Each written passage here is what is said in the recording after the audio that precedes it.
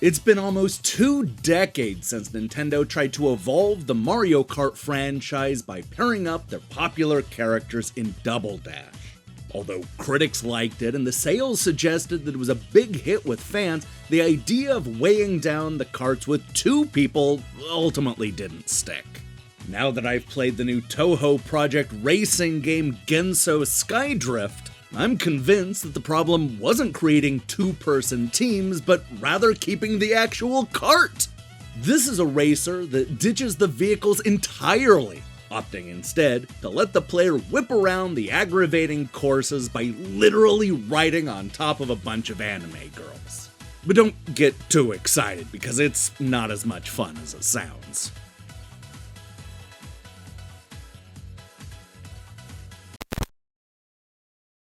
Having already conquered the shooting, fighting, and adventure genres, it only makes sense for the Touhou girls to try their hand at racing. And while Ryson, Marissa, Koichi, and the rest of the cartoony cast barely looks old enough to get a driver's license, the idea of flying around a colorful world while tossing magic at other racers is something that greatly appeals to me. If you want to give me a weird combat racing game where you ride an anime woman like a surfboard, then you better believe I'm going to be front and center at the starting line revving up the engine. No, wait, that didn't come out right. Obviously, it's how you're racing that's going to be the first thing that most people notice. I'm used to driving cars, airplanes, boats, and even helicopters. Not magical cartoon characters. The very notion of standing on another person, even a witch, as they hover over the ground is unusual. But you know what? It actually serves a purpose in Gensou SkyDrift. Because you're controlling a team, you'll be able to switch the characters at any time, essentially swapping who's driving and then who acts as the vehicle.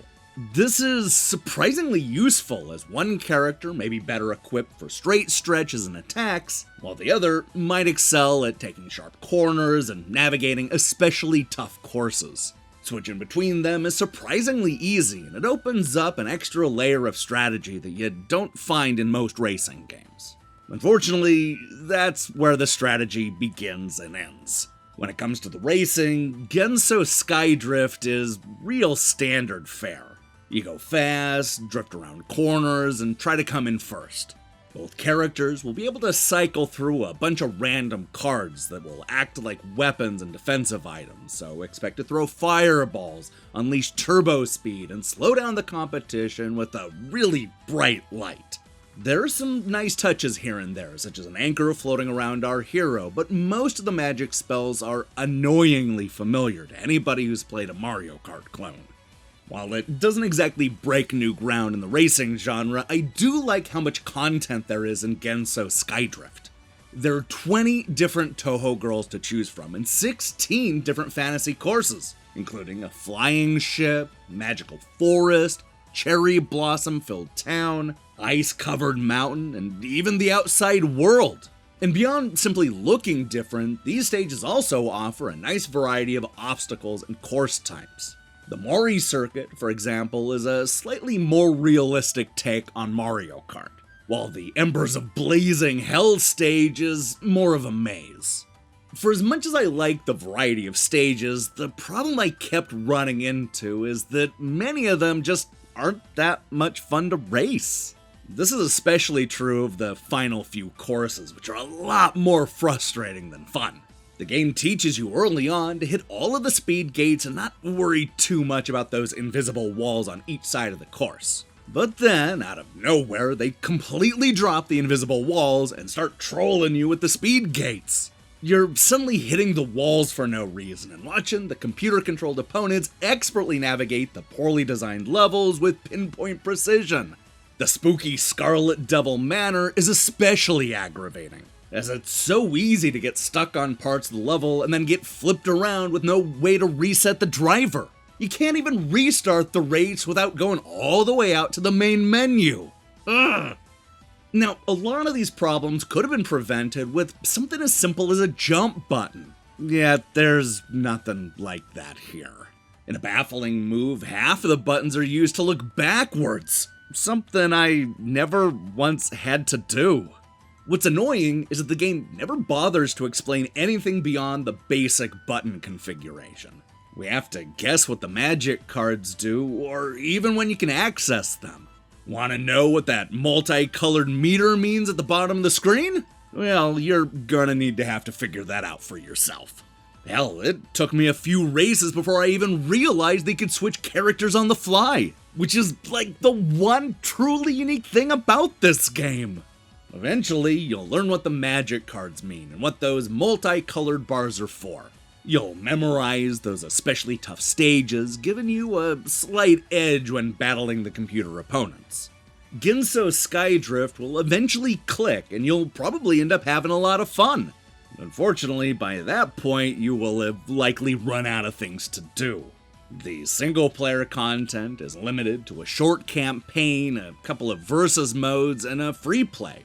Definitely not enough content to warrant the $24 asking price. The game does improve quite a bit when you move away from the annoying computer-controlled opponents and go up against other real players in the shallow yet entertaining online multiplayer mode. Every part of this game is better when playing against other real people, which makes the lack of local multiplayer support so disappointing. Gamers who plan on sticking with the competitive online mode may end up getting their money's worth, but everybody else may want to skip Gensou SkyDrift.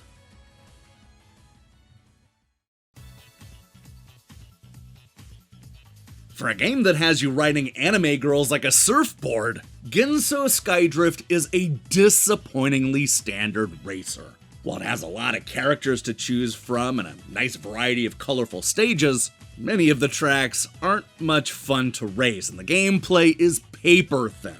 This newest Touhou Project title is at its best when played online. But no, that doesn't make up for the frustrating track designs, crummy gameplay, short campaign, and complete lack of local multiplayer modes.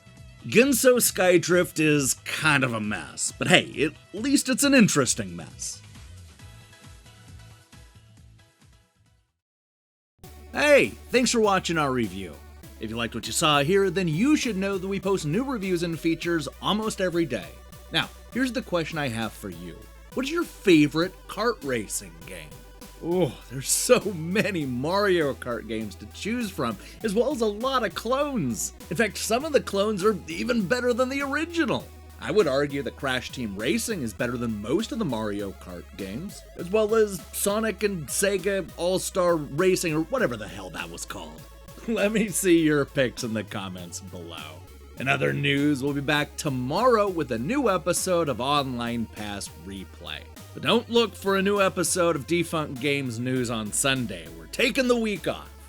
Also, expect more reviews next week, as well as some magazine coverage. If that sounds good to you, then I strongly recommend you click that subscribe button and support what we're doing here. Until then.